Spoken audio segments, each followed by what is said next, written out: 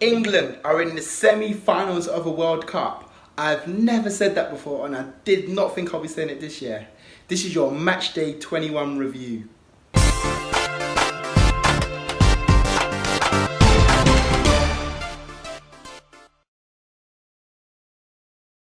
So, England have done it. They've beaten Sweden and they're into the World Cup semi-final for the first time in 28 years since 1990. I've never been allowed to see them in the semi-final, and boy, they've done it.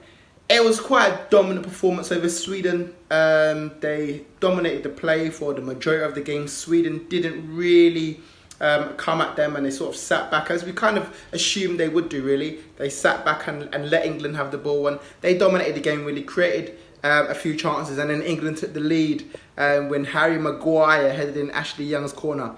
Got up in front of the defender, rose high and powered in a great header, and that sent England ahead at 1-0. Maguire, powerful header, straight past the goalkeeper, really keeping it with the other chance. It was a great header, had loads of space and found himself free in the box. That was his first goal for England, so he'd be delighted with that one.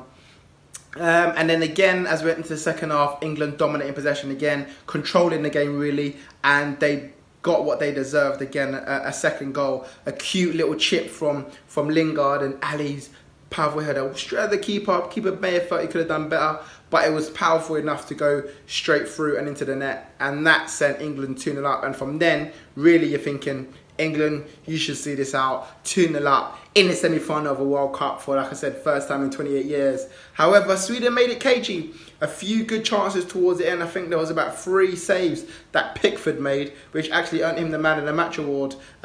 Pickford with a few good saves right at the end to keep Sweden out of it. They had chances to at least level up this game, but 3 great saves on Pickford.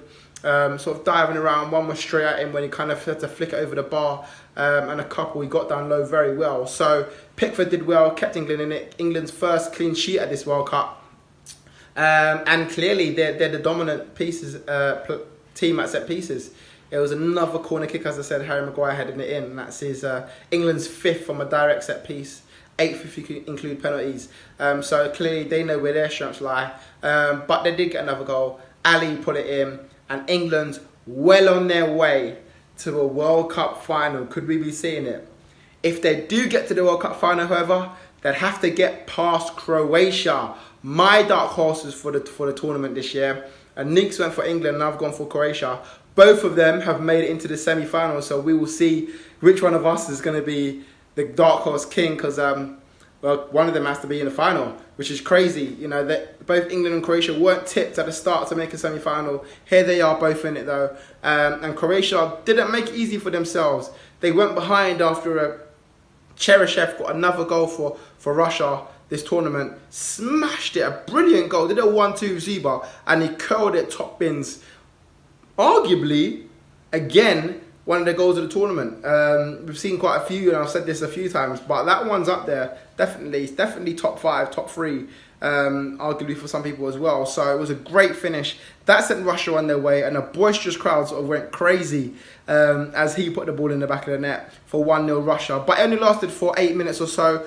Mandzukic found himself free, laid it off to cross into Kramaric, and he headed Croatian back level, sort of to just calm the crowd down a bit, because I think if Croatia didn't get that goal then, it could have been a hard comeback for them, as Russia defended very well. And to be fair, it was quite cagey for the rest of the game, really. There was one chance I can remember, which is Perisic got in on his left foot and he hit the post when he really should have scored that. I thought he was going to score. I thought it was an easy goal for him, but he got too much on it, hit the post.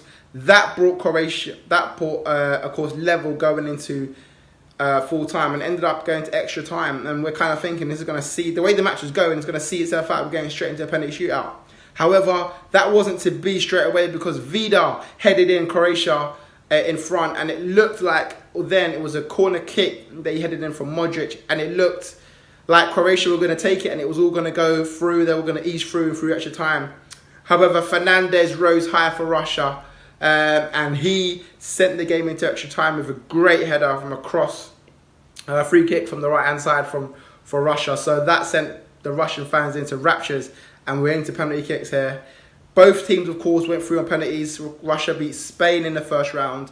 Croatia beat Denmark in their last 16 games. So both had experience from penalty shootouts. But it was the Croatians who duly went through. A poor first penalty kick for Russia. If you're gonna take the penalty kick, if you're gonna be first up, you got to pull it in the back of the net. Just compose the team. But Smolov, he did the exact opposite. He went for the Panenka. It was a poor penalty. Akinfeev kind of dived. Subasic dived. And he kind of got up and saved it again with his left hand. The penalty was that bad. So that didn't really start Russia off well. However, Croatia had the penalty kick saved as well. I think maybe it's Kramaric who had the penalty. I think it was Kramaric who had the penalty saved for Croatia and levelled it all up then.